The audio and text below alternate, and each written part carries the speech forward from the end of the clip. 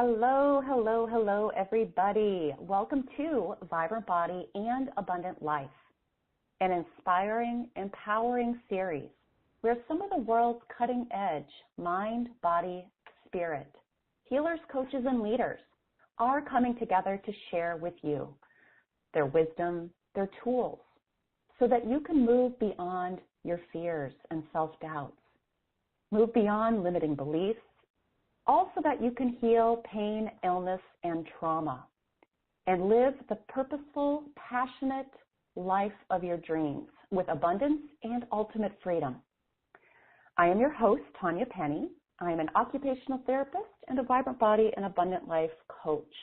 And I'm here because I'm devoted to helping you have that healthy body, peaceful mind, and balanced life so that you can truly live the life of your dreams.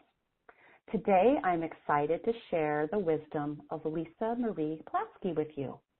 We are going to be diving into the very important topic of trusting yourself and following your guidance. And just a reminder, this call is live, so we'll be taking a few questions at the end of the call. And if you are on the phone, you can raise your hand, *2, to ask a question, or make a comment, or just chat with us. Or if you're on the webcast, you can submit at the bottom of the screen. And if you could preferably put your first name in, that would be great. So a little bit about Lisa before we dive in today. So Lisa Marie Platske left her action-packed life as a federal law enforcement officer to become the CEO of international leadership company Upside Thinking, an award-winning leadership expert and #1 best-selling international author of 4 books. She takes her law enforcement journey, which began on the piers of New York and ended post-9/11, and shares what exceptional leaders do differently and how to be positioned as an expert in order to seize big opportunities. As a certified master coach, Lisa Marie coaches women in business around the globe. With experience working with clients in over 20 different industries, her proven 7-step formula has resulted in her clients being seen, heard, and recognized for their work without having to change who they are. Woo, amen to that. Welcome, Lisa Marie. Thank you, Tanya. It's a beautiful thing to be here with you. I'm truly honored, and I will share that. Isn't that great to do it without having to change who you are? I love that part. I was like, don't want that. I know you did because you know it. I have spent many years, and this goes perfect with our topic of trust yourself, right? Like many years getting back to who I truly am, because as so many of us know, we've had so much conditioning growing up and learned to hide who we are and not trust ourselves and not follow our truth and our guidance. So the big question I want to start with for you is, could you tell us a little bit more about your journey back to trusting yourself and what that looks like? And any little tidbits or nuggets that you feel like you're guided to share today? Ooh, well, I was a people pleaser growing up, so I did a lot of things that were if I thought it was going to get me likability points, if somebody was going to like me more, and so I did very very well at earning an A+ in good girl syndrome, and wanting to get it right, and that certainly led to me losing my sense of self along the way, and having to find it in order to be able to trust myself.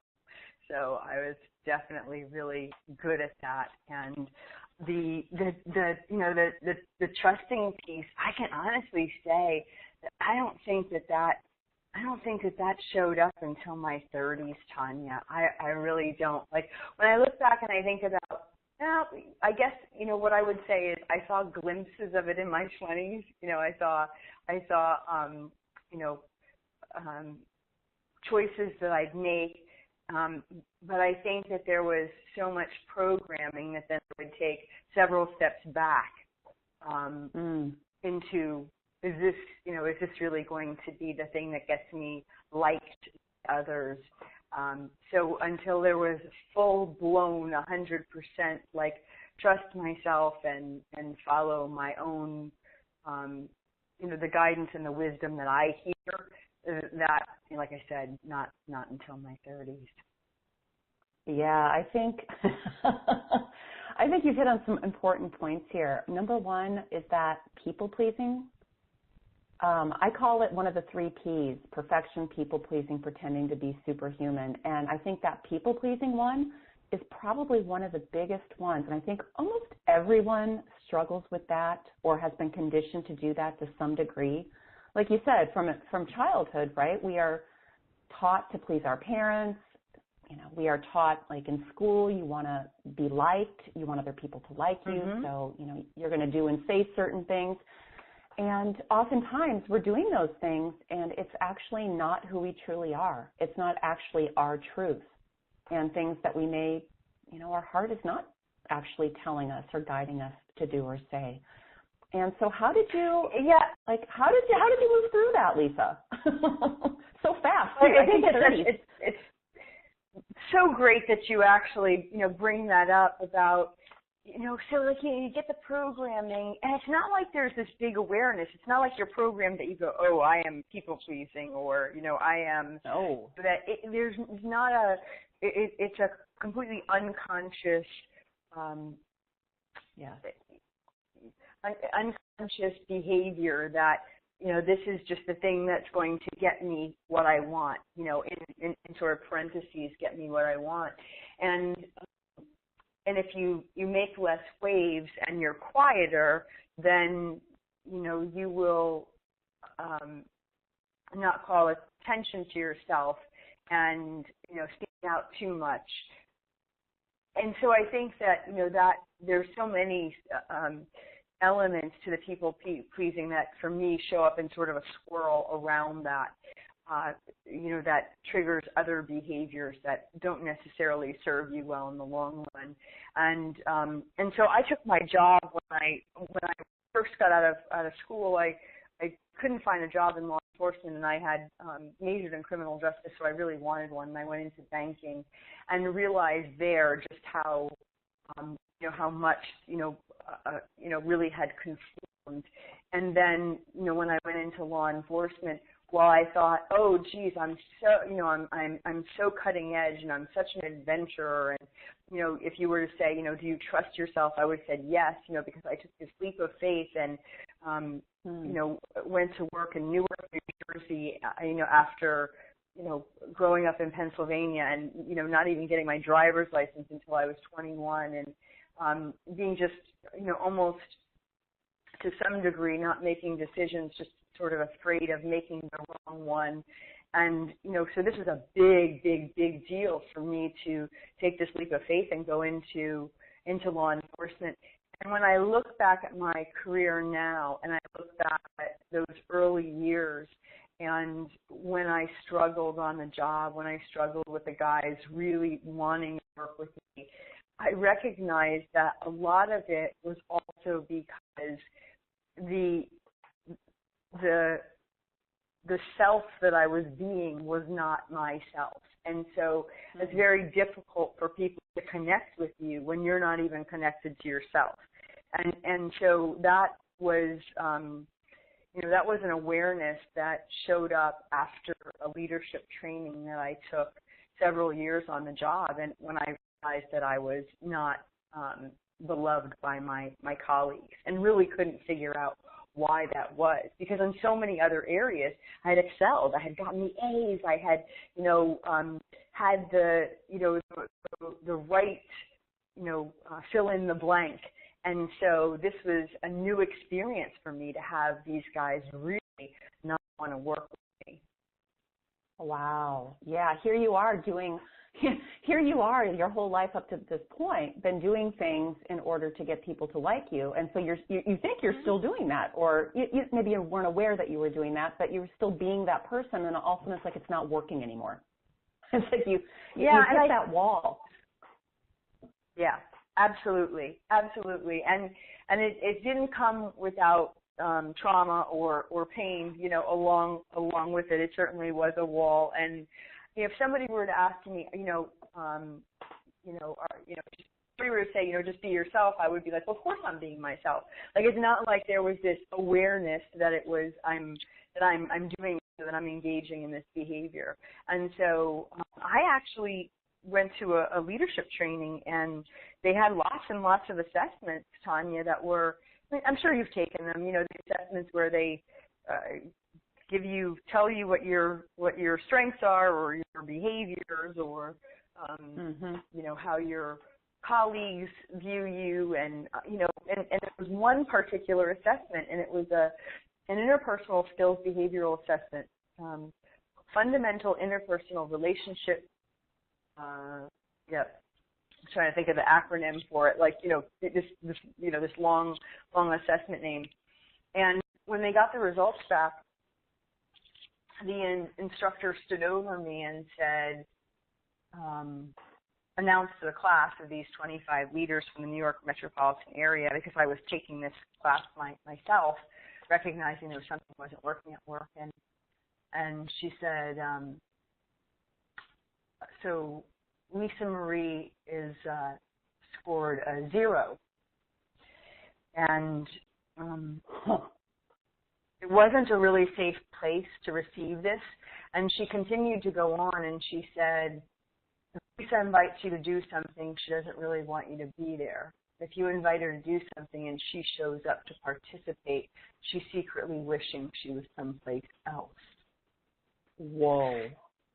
And it was a big wow. It was a big,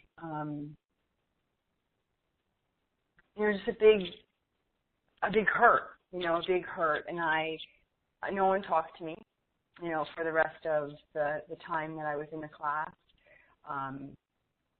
There was no, dialogue. There was nothing. It wasn't a safe place for me to receive this feedback. And I just cried all the way home and really wondered if that's how people see me. And it took me on a wonderful journey, where I had to ask myself some hard questions, because it was like, Lisa, if you don't learn how to connect, and this is connect with yourself as well as connecting with others. Yeah, like you said, you got to connect with yourself first. Oh, yeah. Right. Yeah, absolutely. Absolutely. You could be really smart and tough. You could be really strong and right, but you're going to be alone and dead. Because in that job, you rely on other people. You need other people. I'm not in a cubicle where I can just get my work done and that's it. And so, it took me, like I say, on a journey, a wonderful journey, not without, a discomfort or when I say wonderful journey, not without, I think anytime there's any sort of self-discovery or, right, exactly, there's emotional pain, so. Yeah, wow. Yeah, I'm just thinking, like, all the people listening, just a reminder that, I think very often, whether it's a situation like yours, Lisa, where it was like a big, a wall 2x4 that hits you in the area of your career. For me, it was my health, my illness, my diagnosis of MS. Like, typically, you're going to, at some point, you're going to get a wake-up call. It could be in a relationship. It could be money-wise. If you're not in alignment with your true self, you're going to get some kind of painful experience from what I've seen in my lifetime so far, not just for myself, but all the clients I work with, that is going to, be like, hey, you've got to do it different. You've got to look at these things, whatever it is, the conditioning, the fears, all that stuff that's been running us, so that you can come back to you. Because ultimately, that's what's causing the breakdown for the majority of us who have these breakdowns, is we're out of alignment with our true self. Yeah, and I think, you mentioned, that it's like, it's a wake-up call, and you're right. It's like, it doesn't matter whether or not it's, who the person is that I've been in conversation with, whether it's been, friends of mine talking about, our path or our journey, or it's been other colleagues who have, stepped into a particular opportunity or, a new direction, or it's been clients that I've worked with that have come from a variety of backgrounds and industries. That wake-up call is something where if there is out of alignment, you generally have something that is designed to wake you up and say, hey, pay attention to this. And rarely does it come as a soft knock. It generally comes as a thundering something, right? But would we listen? We don't listen to the soft knocks. Right. Yeah, I remember this from one of my first clients who said to me, we had conversations about health and well-being, over and over because of the pace at which she worked and trying to get some new habits in. And I remember I got a phone call from her from the hospital. And she said to me, gosh darn, I can't believe it. She's like, I'm in here. And I said, what in the world are you in the hospital for? And why are you calling me? And she said, they thought it was a heart attack, but it looks like it was just anxiety and stress. And I said, this is what we talked about. That's why you need a vacation. And she goes, well, if I would have known that this was going to happen, I would have taken the vacation. And I just find it such a funny vacation. Right? But so it's like the signs were already there and they were adding up. And until it came down to the wake-up call, which is like, if you don't do this, you might die, then it was like, oh my gosh. And what's fascinating is we still are in touch today. And this was maybe 12 years ago. And she is thriving and life is grand because she's reinvented herself, of course, into a new iteration that's just wonderful and beautiful. But I find that conversation is just so in alignment with what we're talking about, because it's like the soft knock with the conversations we were having weren't enough. But the hospital call, oh yeah, like that was like enough to say, yeah, clearly something has to change. So wow, it's just some, yeah. It's human, right? I think that's very human for most of us. So, like, for everyone listening, like, just don't beat yourself up because I know a lot of my clients will tend to beat themselves up for having to get to that point. And it's like, well, now you're just wasting time, right? Like, let go of beating yourself up and just be like, okay, at least you listen to the wake-up call now. Yeah. Like, but it's okay.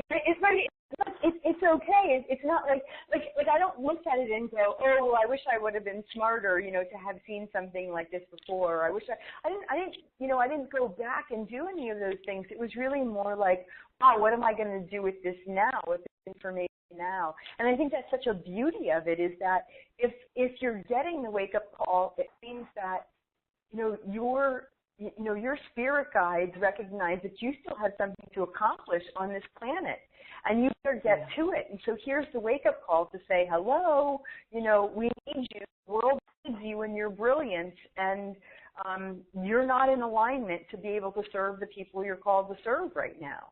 And so I think that that's such a beautiful thing to then say, okay, so I got this. What do I do now? And not to look back.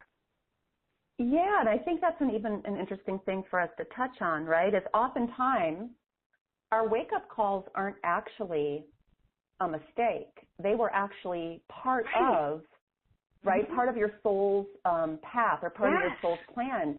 Because I know, at least like for you and for me, right, like me having the MS, which was my wake-up call, like that was actually also an answer to one of my prayers, because I wasn't feeling in alignment with my work when I got the diagnosis. Just being a regular occupational therapist wasn't really fulfilling for me. So I kept like praying, like, what, show me, like, what is more in alignment with my true self? And it was like, oh, like years, I didn't realize that the minute I was diagnosed. It was like years later. And when I was on the other side, I was like, oh, that's actually part of my purpose, right? That's part of, it wasn't a mistake. right? It was part of me getting back to myself, but then also teaching others and part of my purpose. So I just think that's an important thing to add in, you guys, that I don't believe there are mistakes, and I don't think you do either, Lisa Marie. No, not at all. I mean, I think that's just it, is that if we look at whatever things happen when we're on the roller coaster going down versus the roller coaster going up, you know, and you look back at the tapestry, I find that those are the times when I receive the most wisdom that actually allows me to do my life's work. On the way up, while it felt really good, the lessons were, there was more excitement, enthusiasm for me, and not necessarily the big life lessons that are sort of, as you know, consider them captured in the gems in my life that I look back on. They oftentimes came with some sort of trauma or pain or heartache or emotional letdown, and so I've learned to embrace sorrow as much as the joy, because it's all part of the journey. And if I love only the joy and not the sorrow, I'm going to miss out on half my life. Right. The likelihood of my life only having good from now on is probably slim. Sorry about that, Tanya. Oh, no. Yeah. I was just saying that we often need the contrast, right? We need the contrast, the opposites, and to not accept and embrace both. Yeah, we're gonna miss out, I think, on a lot. And you mentioned earlier, too, I want to go back to this perfection thing, or the fear. I call it perfection, but it's that fear of making mistakes. And I think there is some kind of a belief out there that says if I follow my guidance and if I am my true self, then my life will be rainbows and unicorns. And as we're talking about, that's not necessary. There's been a lot of guidance I've got, right? There's been a lot of guidance I know for myself that I have followed, and it was a real, excuse my language, a real bitch. Like, it was not fun, and it was not easy, and I disappointed people, and, you know, it didn't turn out the way my ego thought it should, but it was my guidance. So I just feel like that's something we need to talk about, to like blow that one out of the water. Yeah, that's just so true that there is this, I don't know where it comes from, but you know, that people believe that, okay, if I do take this, if I say, okay, I'm going to step fully into my purpose or calling, my mission, I am perfectly aligned, it means that it all will work out well for you. And it will always work out well for you. It just doesn't necessarily work out well, you know, in the way that you actually envision it. And I'll share a story of something that I have gone through not that long ago, and very few people knew about it. It's that I had a business deal that went not so good. Okay, just not an ideal business deal, and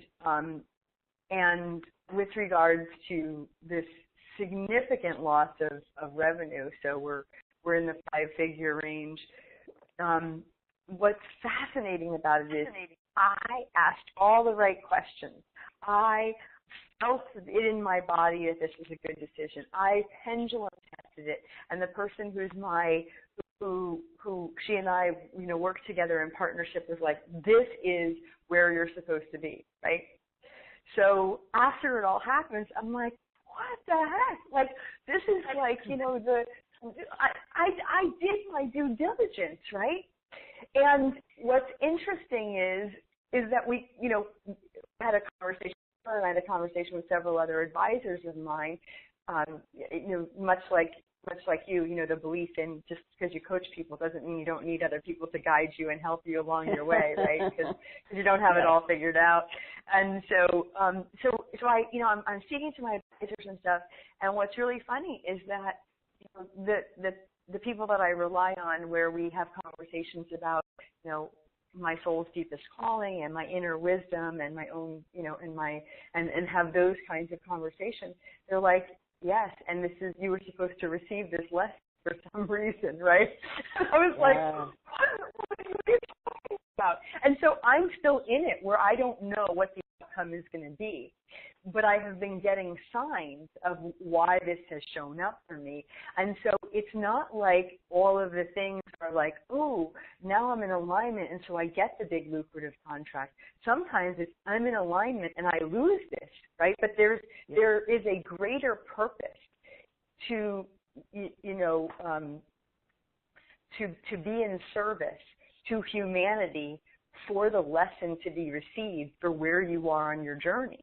And for me, I'm always somewhat surprised and miffed when it doesn't come out all unicorns and roses for me, right? Because it's like, well, what do you mean? Like, I'm doing all the right things. And at the same time, it's both. It's a both and, right? It's the ups and the downs. It's the highs and the lows. It's the joy and the sorrow. And that's what makes a fully rich, incredible life. I think that what's different is that if you're able to have tools to manage, that so that you don't get emotionally out of balance when anything happens, and recognize that the perfection is just simply, that's that it's going to all work out perfectly for you is just not, it's an unreasonable expectation. Well, and it does all work out perfectly, but not your perfect, not your ego's right. perfect idea of perfection, perhaps. Right. So yep. And I think too, right? I think we also need to remember that because everything's connected, we're all connected, that oftentimes, like, I'll get guidance sometimes to do something, and like my ego will be like, I don't see how this has anything to do with us or how this is going to benefit us. And I'll have to say, well, there's a big picture and I don't know it. And who knows, by me doing this or saying this thing, even if it seems quite either way, big or small, it's like, oh, maybe it was just for this person. Right? For this other person to get this, whatever they were meant to get from it. Yes. Right? So exactly. Yes. Yeah. So I think that's really important for everyone to just want to throw that out there to chew on too. Because sometimes we're just a conduit, right? It's just, we're the conduit for someone else's lesson. Absolutely. So I love there's a metaphor I like.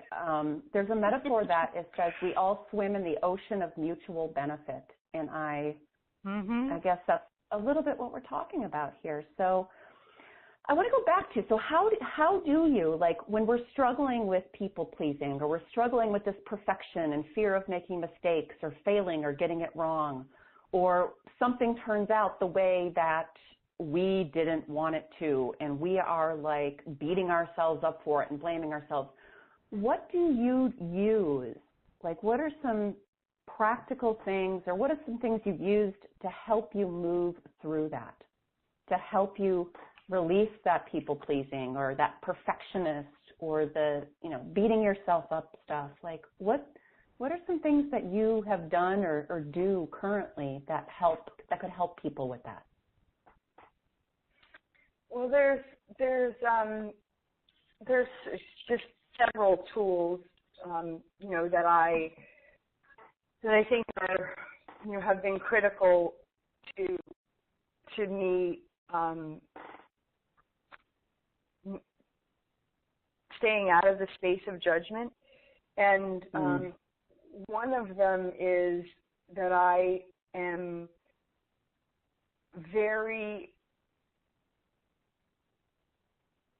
I think it's very important for me to make friends with all of the voices that show up, in my consciousness. And what I mean by that is, if I hear well, what in the world, like, why were you doing that? Or who do you think you are? Or if I hear some sort of voice of judgment, it's actually not something that I squash or quiet at all. It's actually something where I am seeking to make friends with whatever that is, because I recognize that those voices for me come from a place of safety.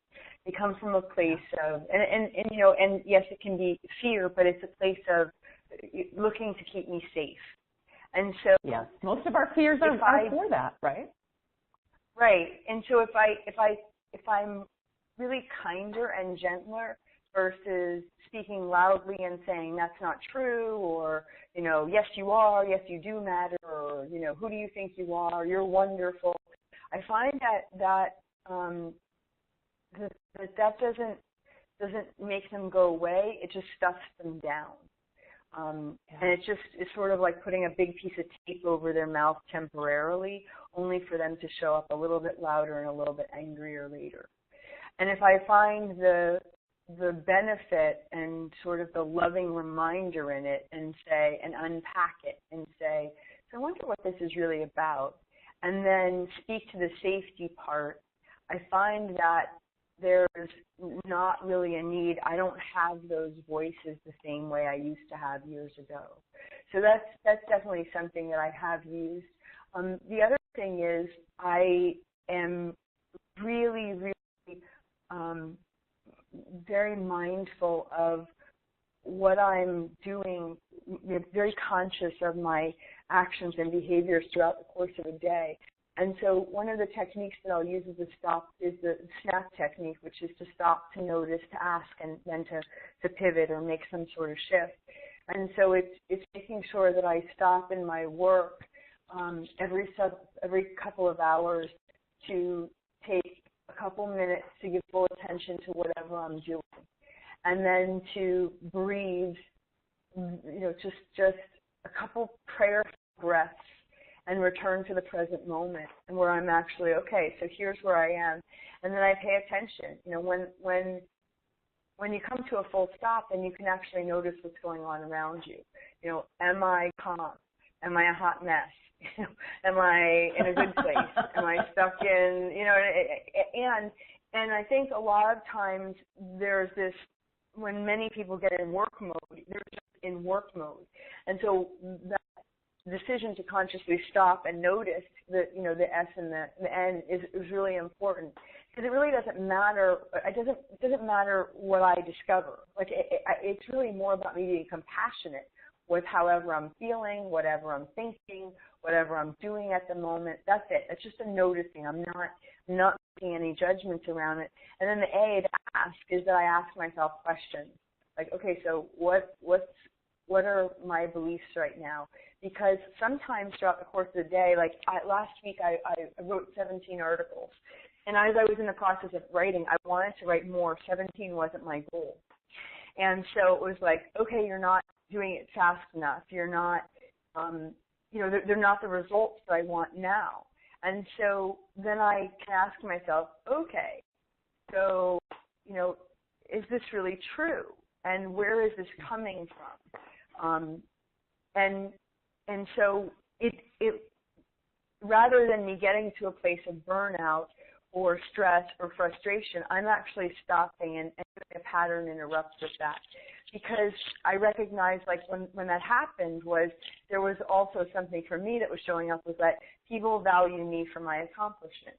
And so if I get this done, it's like I'm the hero in the story, right? And so it was like, oh, okay, I get what this is. You know what I mean? This is, you're back to this sort of workaholic workhorse mentality. And then superhuman. Superhuman is what I call it. Superhuman, right? Fall into that. Yep. Mm-hmm. Yep. Absolutely. And then the pivoting, is that once you identify what's going on, then you can just make a different choice, or let go of that, or whatever it is. And so I find that when I actually am consciously scheduling in, regardless of how busy my day is, the pause, the power of the pause, and actually stopping and breathing and returning to the present moment. It's not something that happens at the end of the day then, where I'm going, oh, I'm reviewing the day. It's like actually built in to just how I work. And then, my first book was, oh, sorry about that. No, I was just going to say, I think, like, this is not probably a new concept for a lot of people, but something that so needs to be, like, really driven in. You call it SNAP. I call it lots of other things, but ultimately it's taking time, right, to connect with yourself, like going full circle back to what we began talking about, right, is that that lack of self-connection, that lack of knowing yourself. And I do think that is so, in our culture especially, and I know for many other cultures as well, we have been conditioned to believe that the more that we do, the more that we're worth. You got to prove yourself. You got to work. You got to do. And we just completely lose connection with ourselves. And if you don't have that, you're certainly not going to get your guidance if you're too busy. So I love that building in, you call it SNAP, but building in those, like actually scheduling them. And I do in my calendar, schedule those mini breaks to connect with myself, because otherwise my superhuman, my superwoman will take over, because she loves what she does, but she's also still got some of those underlying belief systems running about worth and doing. Making that conscious decision and scheduling that time in to connect with yourself daily, I think, is so important to what we're talking about today. So thank you for sharing that snap. You're welcome. You're welcome. It's been something that I think is just truly important. And then, of course, there's other retreats. You do retreats, and I go on silent meditative retreats where it's just, at a monastery, and it's 5 days of quiet, no talking, and it's just, the ability to recharge and even reprogram. So that's a beautiful thing. And I the first book that I wrote, Designing Your Destiny, I share that really if there's 1,440 minutes in a day, and you spend 10 minutes, 5 in the morning and 5 at night, identifying what you want and then reviewing what happened at the end of the day, same thing. It gives you the same. It's just that the intentionality, so that you can have that vibrant life, right? That purposeful life you talk about. Yeah, absolutely. And I think, oftentimes, one of the biggest things the things I hear most often out of my clients are, I don't have the time.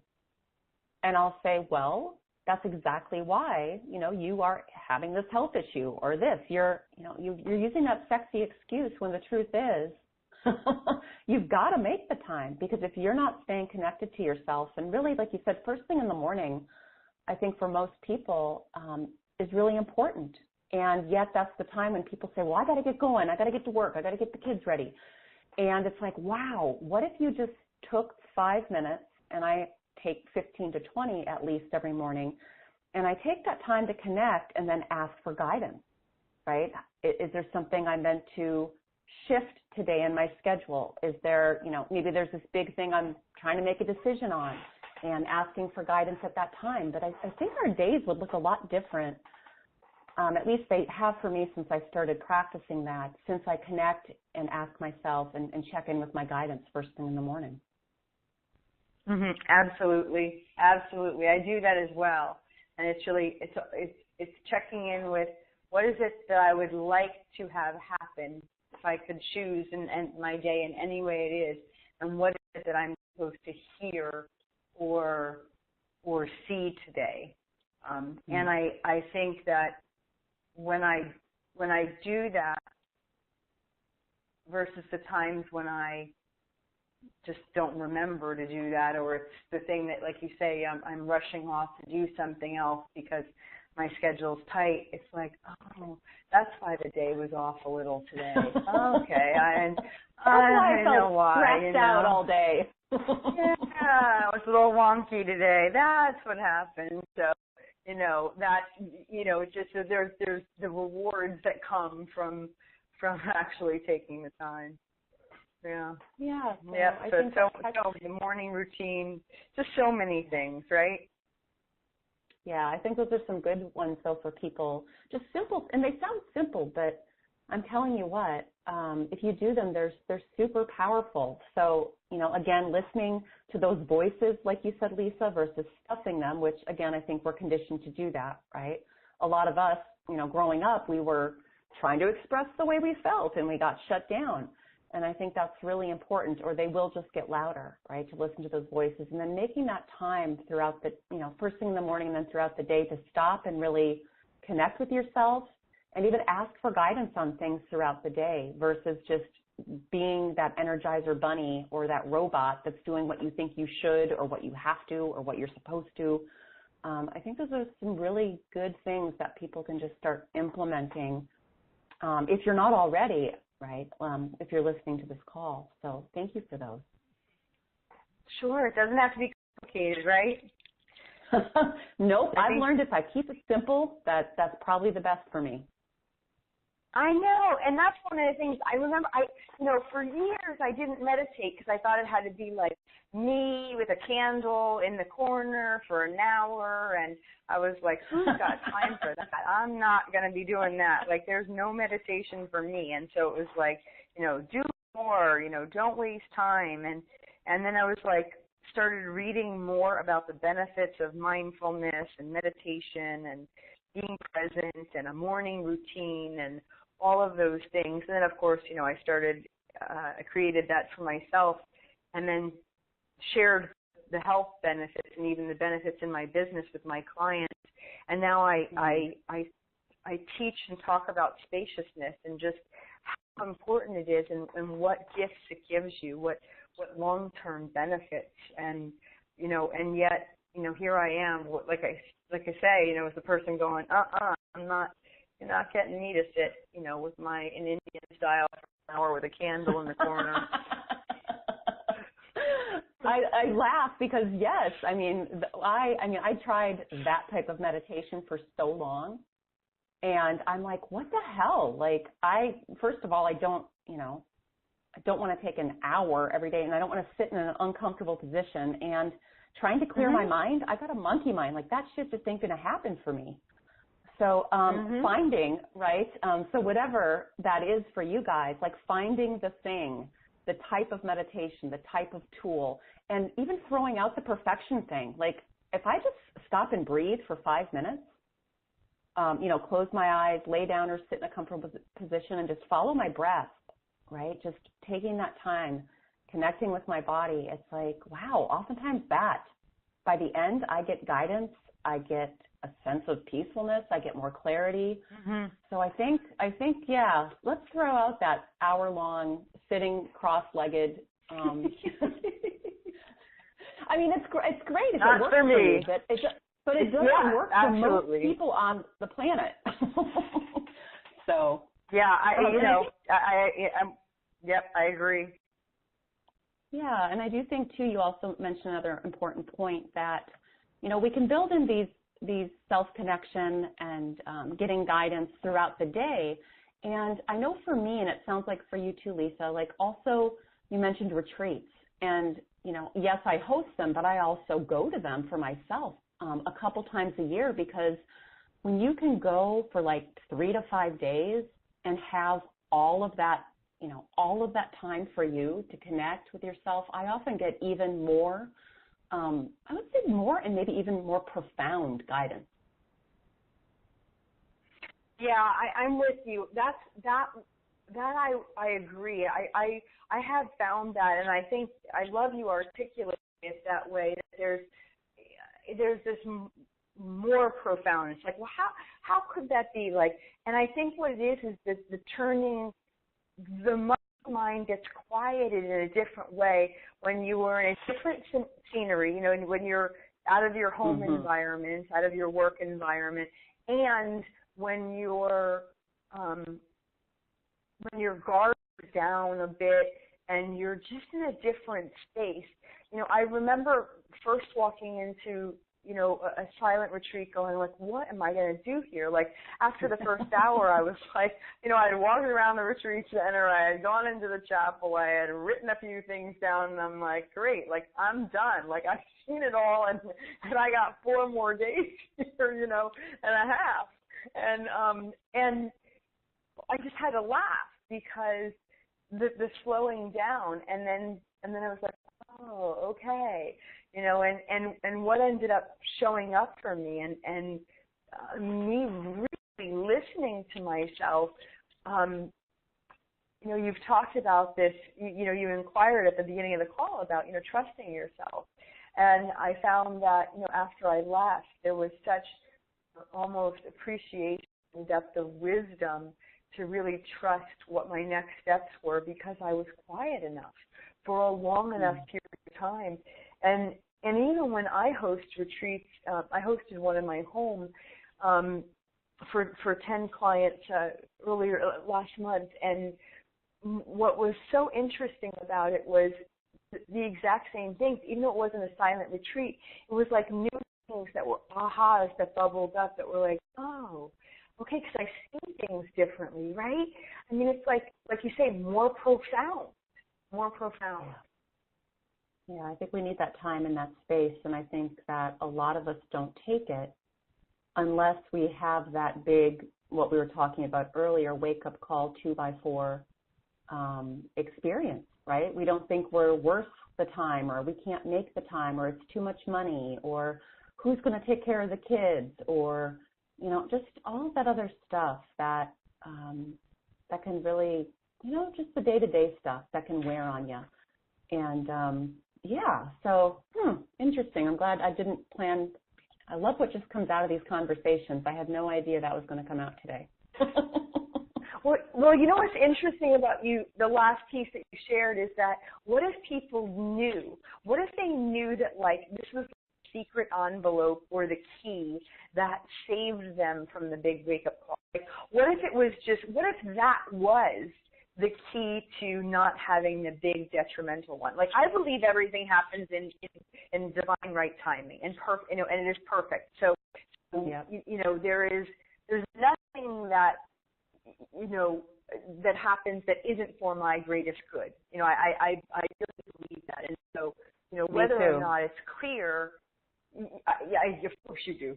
You know, and so we're here, right? This is why you do this, which is you know, which is why I love you so much. And so it's that piece where the universe is unfolding exactly as it should.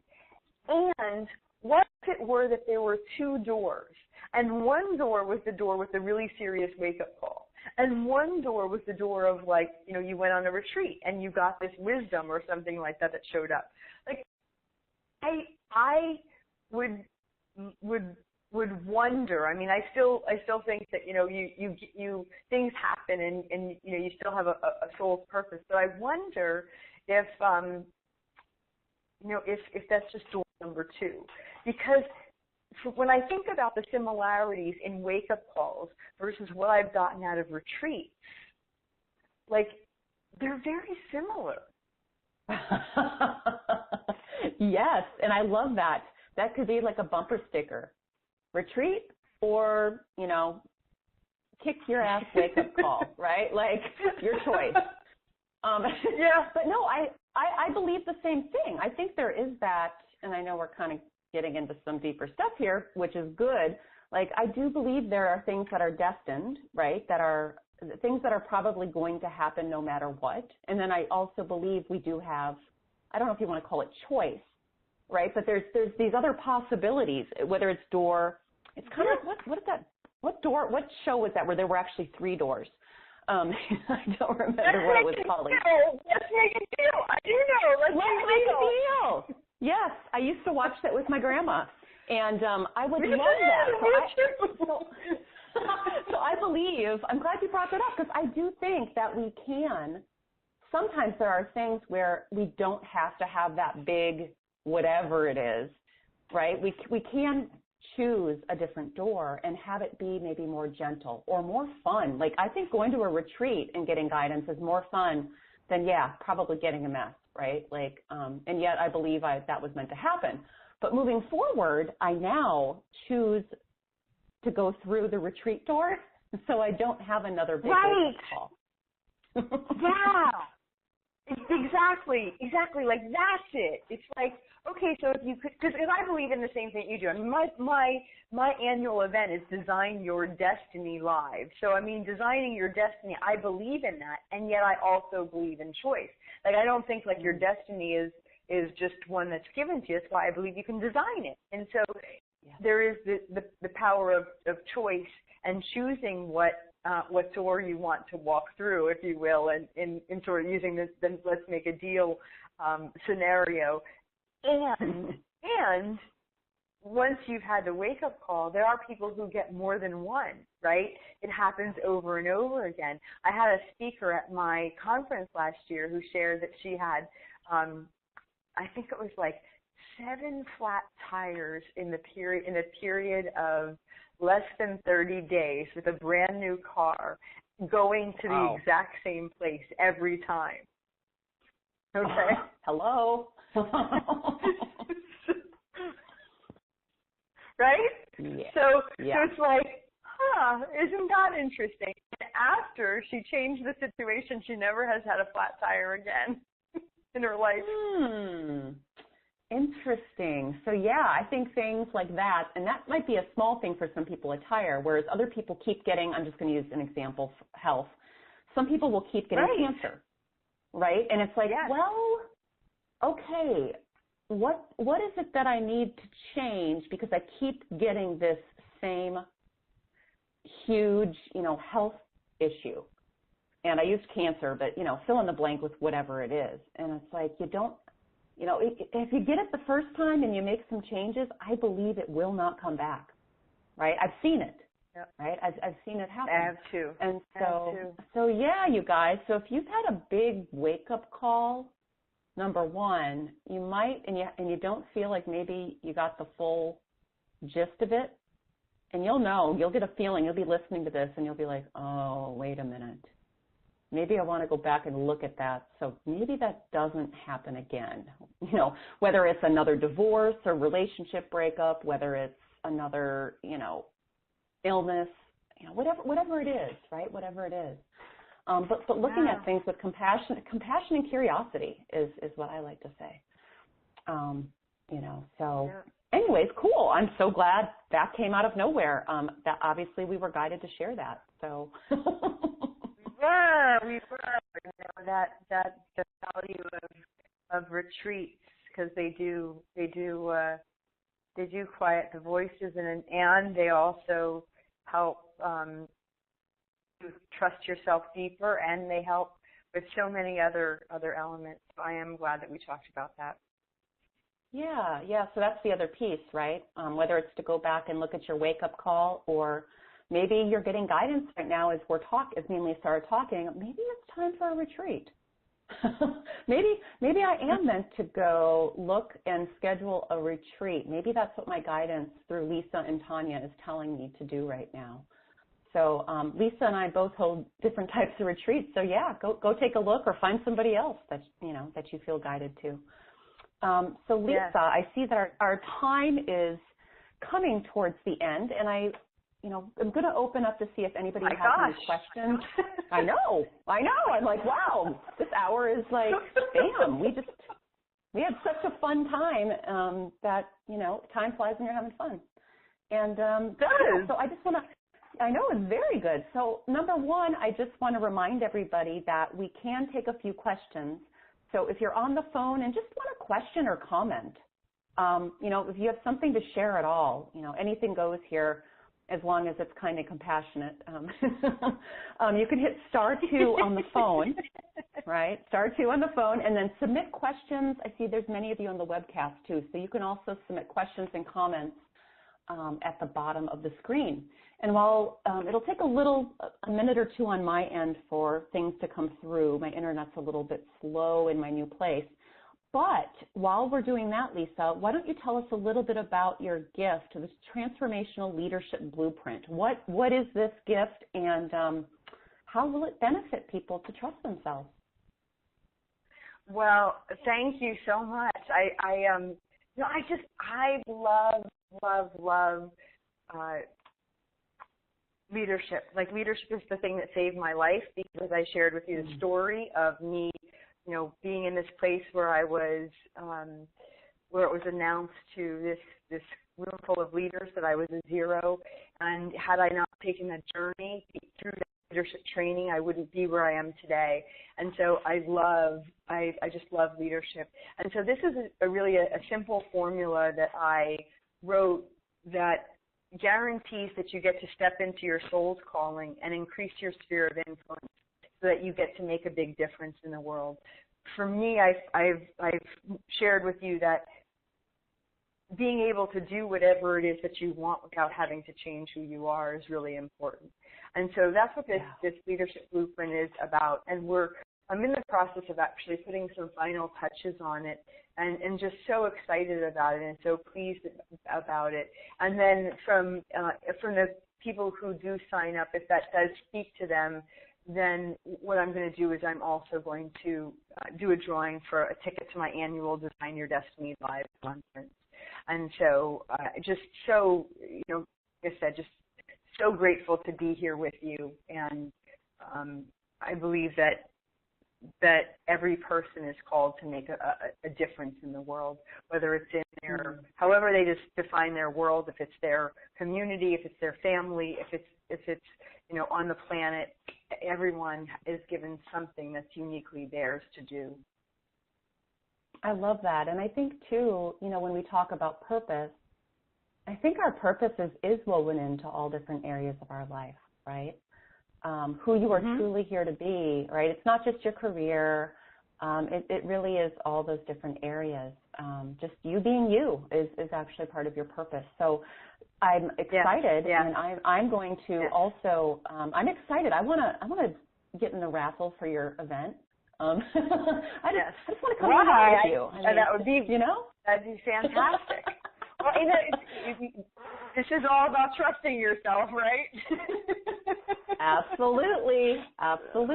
So I'm trusting I'm probably going to be there, whether I win the raffle or not. So you guys, you can receive Lisa's gift, Transformational Leadership Blueprint. If you are on the webcast right now, there is a button at the top of the page that you can click and get Lisa's amazing Transformational Leadership Blueprint gift.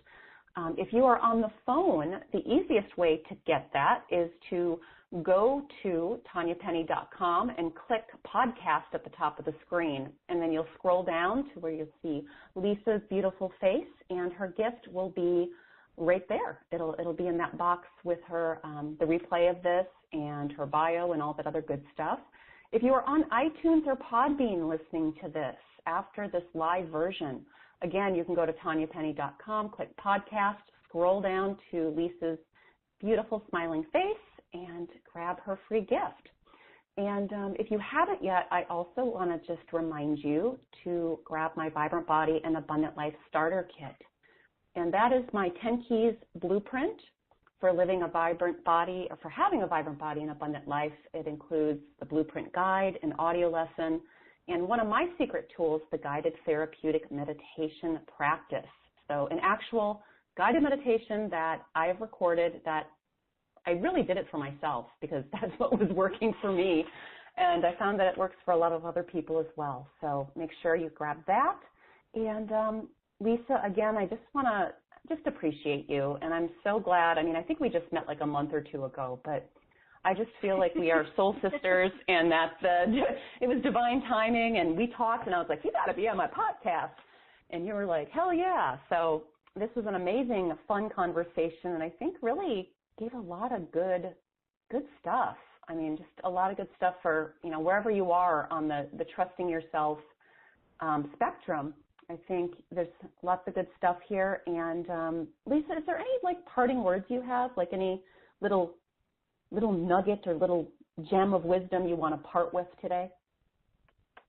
Well, I just want to give you props before I share, parting wisdom, because, the generosity of spirit and, to give your Vibrant Body and Abundant Life Starter Kit, as well as guided meditation and programs, and to gift those to people, I think is just such a, so generous. And it was one of the reasons why I am here, is just because through our conversation, I just fell in love with you and the work that you're doing, and believe so much in what it is that you are seeking to accomplish in making the world a better place. And so I just have to give you props, because this has really been a very fun conversation.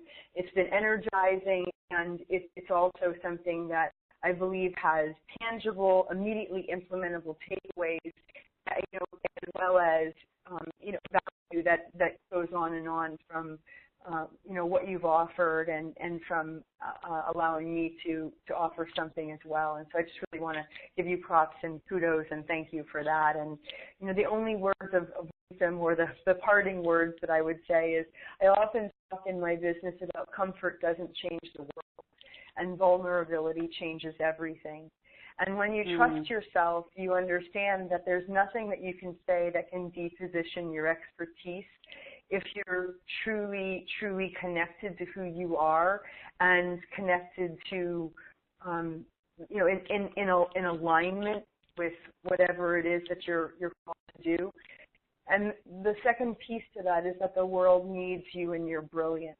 And so the reason to trust yourself and follow your guidance is because there are people who need you. And the only way that they get to benefit from you and your brilliance is when you show up as your full, authentic, true, shiny, gorgeous, amazing self. And trust that that is absolutely enough. Because when you show up in that place, everybody in the world will. I think that is so yes, that is so important what you just said. Because I think in a world where, from a young age, we were conditioned to try and be like everybody else. And we're not here to be like everybody else. We're here to be our true, authentic selves so that we can be our piece of the puzzle on earth, right? And do what our purpose is and do what we're here to do. I love that. And I think so many people, when I went to go open my coaching business, so many people said, oh my God, there's so many coaches out there, blah, blah, blah. It's going to be so hard, blah, blah, blah. And I was like, well, you know what? I'm just going to go out and be myself, right? Like, so sometimes I swear, sometimes, I don't say things like that are PC or, you know what I mean? I'm just me, and I share my faults and my flaws, quote unquote. And you know what? That worked. Like, people were just like, oh, you're real. Like, that's awesome. I want to work with you. And so, yeah, be yourself, follow your heart, and stop looking around for the approval from everybody else to do that, right? Your soul tribe, the people that are meant to connect with you, are going to more easily find you if you fly your freak flag, right? Your whatever you want to call it. Yep.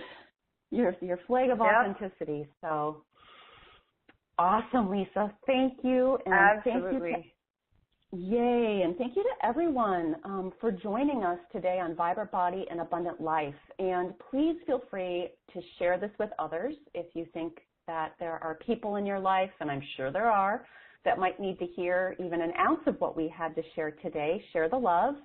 And, remember progress, not perfection. That's kind of one of my biggest things that I say it for myself, and I say it for everyone I'm a recovering perfectionist, right? So everyone else who struggles with that.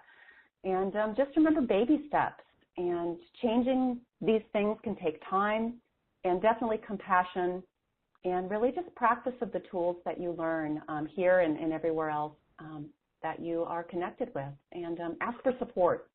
That's the last thing I want to throw out there. Like, my guidance, I will often double check my guidance with my coach or one of my trusted friends if I'm like, I don't know about this. I don't know if this is my ego or, so don't be afraid to check in with somebody else too. I think we all need that support. So, all right, just sending love to everybody and compassion and courage to follow your guidance and to trust yourself. Yeah. Bye, everyone. Yes. Thank you. Thank you. Bye.